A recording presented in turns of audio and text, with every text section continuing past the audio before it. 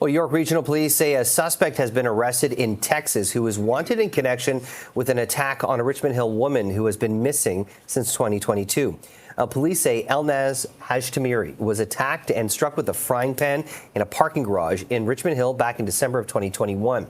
According to investigators, the suspects fled in a vehicle and the woman was taken to hospital with non-life-threatening injuries. Less than a month later, police said Hajtamiri was abducted from Moskaluk Beach home by 3 suspects.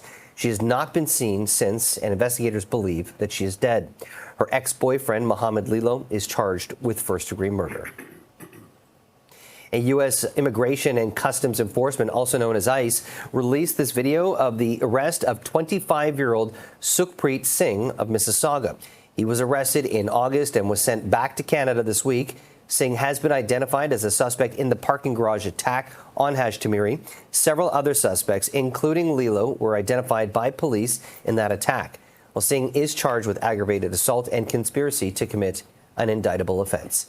CB24's crime analyst Steve Ryan joins us live with more. You've been following this case, as we have for the last couple of years. A really tragic case. Tell us a little bit more about what we're learning today. Well, York Regional Police took out an arrest warrant for this accused who has been arrested in the United States.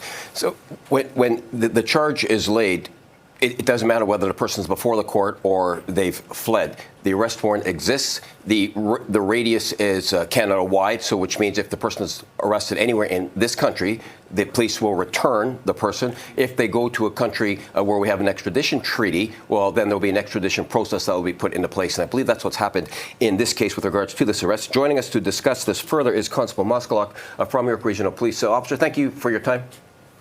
Good afternoon. What can you tell us about this arrest?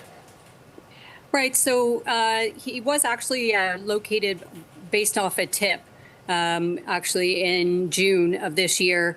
And as you say, he was found by ICE agents. He was then handed over to U.S. Marshals. And then there's a bit of a process before he can actually be extradited. And this week, September 30th, he was extradited back to York Region and he remains in custody. This is a very complicated, it's a sad investigation like many are, very complicated, a lot of moving parts, 2 separate investigations. Who was looking after the Wasaga Beach investigation? And obviously, your service is looking after the assault investigation in Richmond Hill. That's correct. So because it has happened in 2 different regions, we split the case. So OPP will be looking after the abduction and disappearance of Elnaz while we deal with the assault that happened back in December. We have arrested 8 people in connection with that assault since December 2021, with Mr. Sukhpreet Singh being the most recent. And in relation to the OPP investigation, her ex-boyfriend has been charged with first-degree murder in that case. He's also already been convicted with the assault and the conspiracy for the attack on Elnaz in Richmond Hill.